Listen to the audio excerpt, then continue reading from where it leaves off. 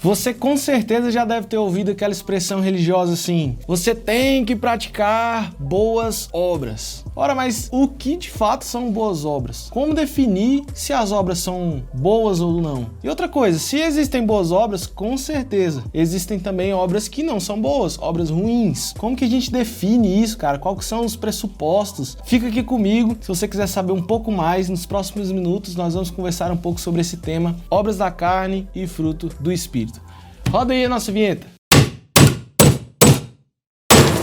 Fala família, vocês aqui da tenda que amam a presença de Deus. Eu me chamo Lucas AR, você já sabe disso. E eu estou aqui hoje para falar com você sobre o terceiro capítulo do nosso livro, Nascido de Novo, o livro que nós estamos lendo juntos aí, né? E nós vamos falar hoje, o terceiro tema é sobre as obras da carne e o fruto do Espírito. Você que quer adquirir um livro como esse, quer fazer essa leitura junto conosco, manda uma mensagem para nós aqui embaixo, me procure nas redes sociais, nós vamos ter muita alegria em ter você participando aqui desse momento de reflexão junto conosco. Vamos pro vídeo? Pois bem, irmãos, para nós entendermos bem o nosso assunto hoje, nós vamos usar o texto do apóstolo Paulo no livro de Gálatas, no capítulo 5, o versículo 16 até o versículo 25. Vou ler aqui, você pode abrir na sua casa e ler comigo. Diz assim o texto: por isso digo, vivam pelo Espírito, e de modo nenhum satisfarão os desejos da carne. Pois a carne deseja o que é contrário ao Espírito, e o Espírito o que é contrário à carne. Eles estão em conflito um com o outro, de modo que vocês não fazem o que desejam. Mas se vocês são guiados pelo Espírito, não estão debaixo da lei. Ora, as obras da carne são manifestas: imoralidade sexual, impureza e libertinagem, idolatria e feitiçaria, ódio, discórdia, ciúme, ira, egoísmo, dissensões, facções e inveja. Eu os advirto, como antes já os adverti. Aqueles que praticam essas coisas não herdarão o reino de Deus. Mas o fruto do Espírito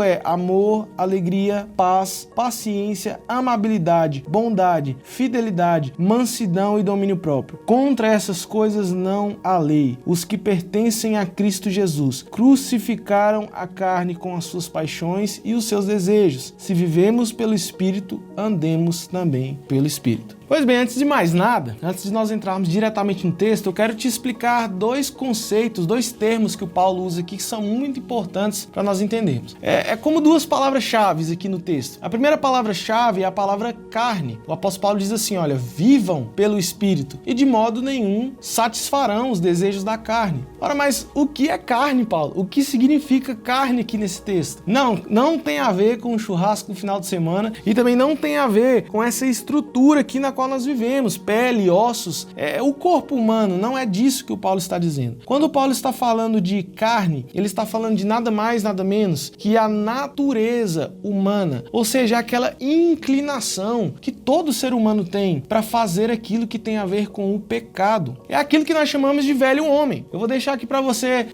aqui acima, o link do nosso último vídeo. No último vídeo nós falamos sobre o velho e o novo homem. Se você quiser entender melhor sobre o que é o velho homem, sobre o que é essa carne, sobre o que é essa inclinação do homem para o pecado, você pode entrar lá no vídeo. Mas o velho homem, a carne, nada mais é do que aquela parte de nós que não consegue obedecer a Deus. É aquela parte de nós que até quer obedecer a Deus, mas ela simplesmente não consegue. Por exemplo, a Bíblia fala que nós não devemos mentir. A Bíblia fala que nós precisamos ser verdadeiros com tudo que nós falamos. A carne, o velho homem, é aquele que simplesmente vira para esse desejo de Deus, para essa ordenança de Deus, para essa vontade divina de que nós não mintamos, que nós sejamos verdadeiros. Então a carne vira para ele e diz assim, não, eu não quero ser verdadeiro, eu vou mentir, eu vou continuar mentindo, porque por mais que eu tente falar a verdade, às vezes eu simplesmente não consigo. Por quê? Por causa da carne, por causa do velho homem. É isso que faz com que eu e você, a gente permaneça sempre fazendo aquilo que nós não gostaríamos muitas das vezes. É isso que o Paulo está dizendo. Ele está chamando de carne essa estrutura humana que nos impele a fazermos sempre aquilo que é contrário à vontade de Deus. Uma outra palavra-chave que você precisa compreender aqui nesse texto é a palavra obras. Obras não é nada mais, nada menos do que os seus próprios hábitos, aquilo que você faz no dia a dia. Sim, você pode pegar a Bíblia e ler de novo o texto, e onde tiver a palavra obras, você pode substituí-la pelos seus costumes, pelos seus hábitos. Por exemplo, lá em Efésios, no capítulo 2, o Paulo diz que todos aqueles que vivem na carne, ou seja, todos aqueles que estão presos no velho homem, nessa natureza humana do pecado, eles estão acostumados a viver de acordo com os desejos do pecado. Ou seja, o costume de vida são as obras, é aquilo que você faz no seu dia a dia. Outra palavra muito interessante que pode ser entendida como obras é a palavra frutos. Sim, frutos, porque a Bíblia diz em Mateus no capítulo 7, por exemplo, Jesus está falando que nós conheceríamos as pessoas por meio dos seus frutos. Então ele diz que, por exemplo, uma árvore boa produz frutos que são bons e uma árvore ruim produz frutos que são ruins. Jesus já estava nos ensinando que os frutos, o costume, aquilo que nós fazemos no dia a dia revela de fato quem nós somos. Ah, Lucas, então eu já sei. Eu vou acordar amanhã cedo e eu vou fazer boas obras porque assim eu vou me tornar uma árvore boa. Eu vou acordar de manhã e eu vou me tornar uma pessoa melhor. Eu vou ajudar os velhinhos a atravessarem a rua. Eu vou doar cestas básicas para os necessitados e assim eu vou me tornar uma árvore boa. Não é muito bem assim, não é tão simples assim. Na verdade,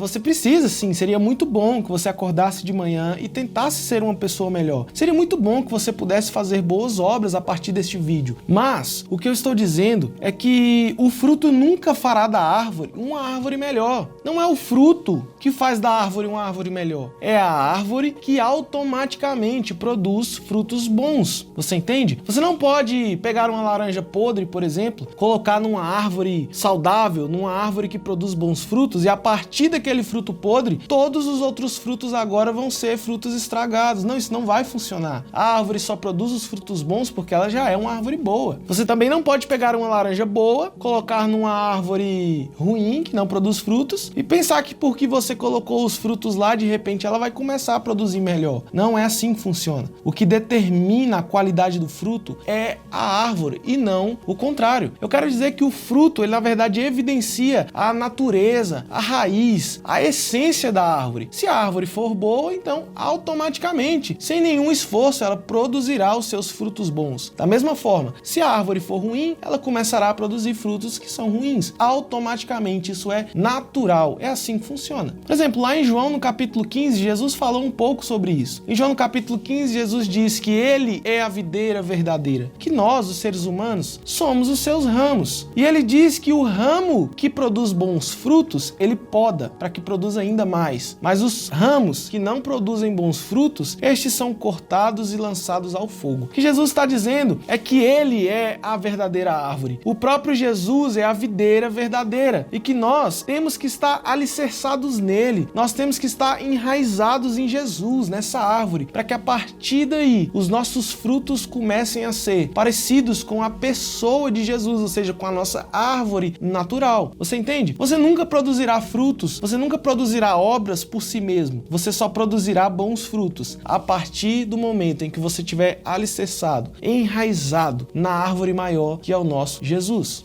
Eu quero te dar um último exemplo antes de nós terminarmos esse vídeo. Mas eu queria que você ouvisse uma frase com muita atenção. Se você puder decorá-la, seria muito interessante. O que eu estou tentando dizer é que o tipo de hábito que você tem, ele é determinado pela pessoa que habita em você. Ou seja, o hábito é determinado por quem habita, ok? Imagine comigo que você mora numa casa de aluguel. Você mora ali com a sua família, sua esposa, o seu marido e os seus filhos. Então vocês têm hábitos que estão o dia todo ali regendo a família de vocês. Mas aí, por algum motivo, você tem que mudar de casa. Então você muda daquela casa e, como é uma casa alugada, outra família vem morar naquele lugar. Você concorda comigo que a partir do momento em que outra família está morando nessa casa, os hábitos também vão ser diferentes? Por quê? Porque o que determina o hábito, o que determina a obra, o que determina os frutos, não são necessariamente as estruturas, ou seja, a casa que você mora, mas sim quem está habitando lá dentro. Você entende? Então, antes de você ficar preocupado com o tipo de fruto que você tem que produzir, com o tipo de obra que você tem que realizar, você precisa se preocupar primeiro em quem está habitando habitando em você. A Bíblia está dizendo que se é o Espírito de Deus que habita em você, então você produzirá os frutos, o fruto do Espírito. Agora, se o que está habitando em você, o que está manifestando em você, os seus desejos, as suas vontades, é a carne, é o velho homem, então automaticamente as obras da carne é o que vão acabar se manifestando na sua vida.